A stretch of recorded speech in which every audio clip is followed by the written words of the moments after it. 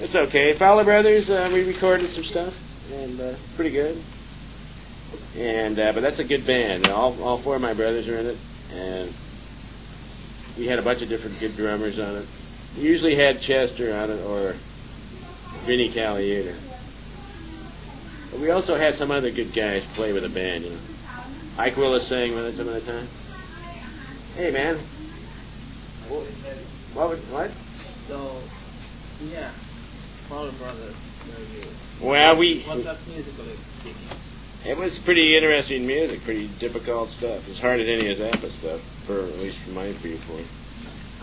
It was hard to play as any of his stuff. We had a lot more. It was kind of like Zappa in a lot of ways. We had goofy shit. We had dance contests. And we had. I wrote a lot of vocal tunes. Ike wrote some vocal tunes. We had some pretty out instrumental stuff that Bruce wrote, and Ed, my youngest brother, wrote some really out stuff. That band still exists, by the way, but we're not doing much with it. But hopefully that'll start happening. I think we're going to do another record pretty soon here. And how many gigs do you do? Not many.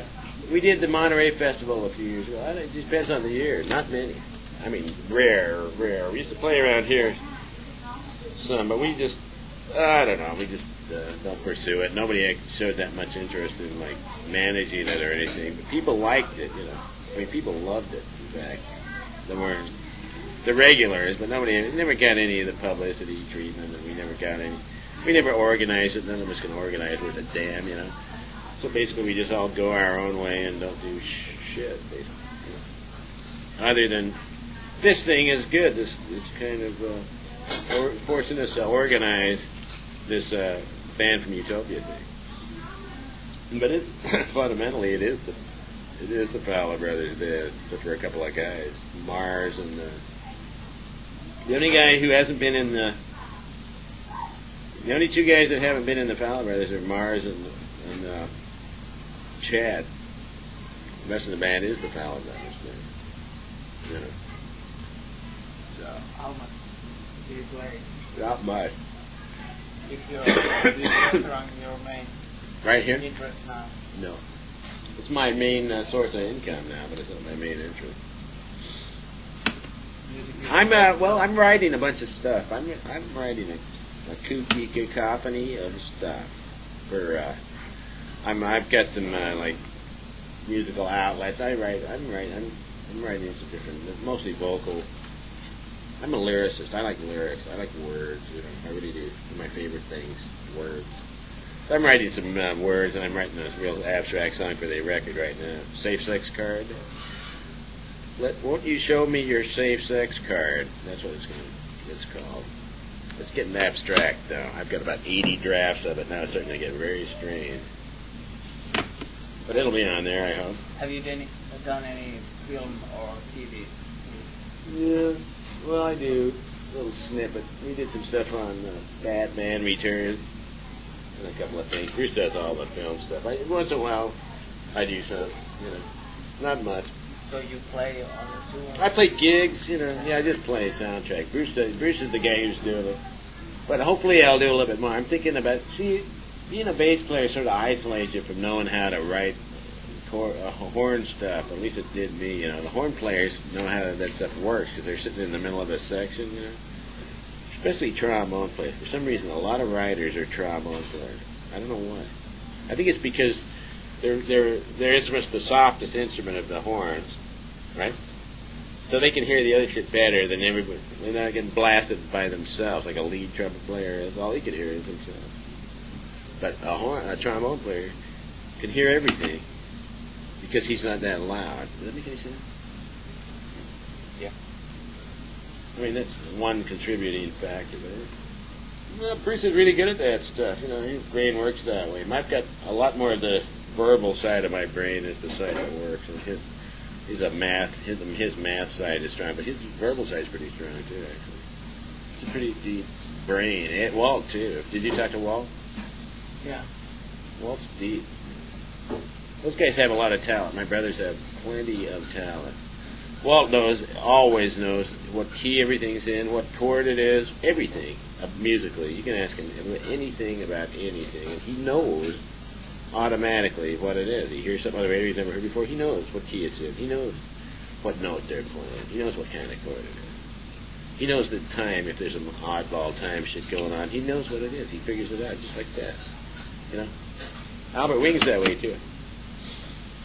Can you tell me something about, this is a Zappa related question, something about rehearsing the Egypt are. How was it? I think Because that's one reason you are idolized by other people. It was a bunch of different tunes stuck together, wasn't it? Oh, it was just pretty simple. I don't really remember how we did that. Some of it was written out. I think we just started real slow, and then it got faster and faster. You know, we just had to go and learn it. You know, I mean, I think I was pretty much doubling his guitar line, wasn't I? I mean, I don't know if he played. You know, he didn't play it, but he composed it on guitar and taught us that way. I think. I don't think that was ever written down. I think you played the new song with drummers and Phil Underwood. Yeah, I mean there you go. Mallet. The mallets were this playing. Yeah. Maybe that's what it was. Yeah, it was just an assigned thing. Social Security number. So what the Echidnas are all about, you? What is an echidna? Yeah. I forgot. Some kind of creature, isn't it? Is that the echidna song? Yeah. Just a little five,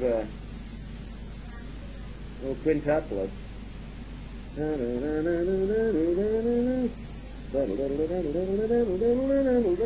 Right? Little scale. The part that's good is when it goes.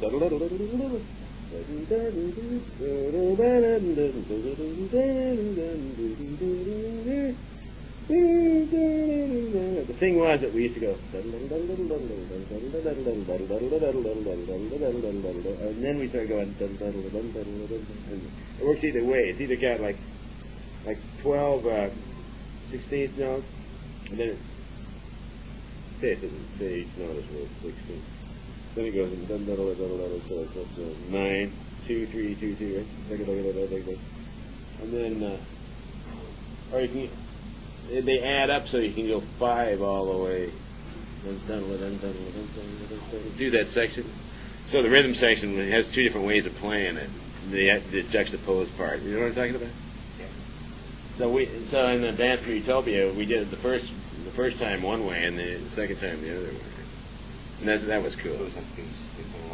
Yeah. So that was cool. That was, that was a little bit more interesting than it's a tune. It's a mechanical, mathematical tune. I don't know. It's just one of his tunes. I don't see any great value in it other than it's flashy, I guess. Right?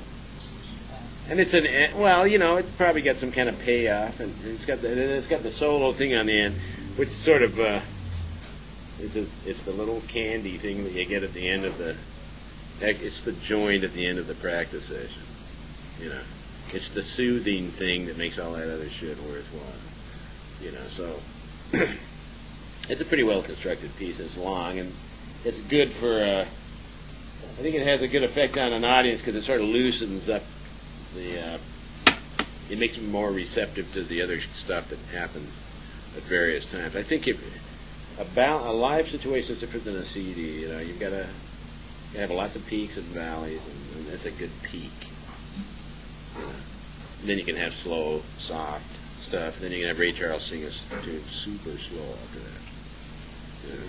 And there's your ideal thing: Ray Charles and Frank Zappa in concert together for the first time. With guest appearance by Jean-Luc Ponty and It's a Beautiful Day. And there's my life in a one-concert nutshell. You know, with the Fowler brothers, the opening act. Yeah. Then we all go to my restaurant and eat something. So. Okay, may I call you if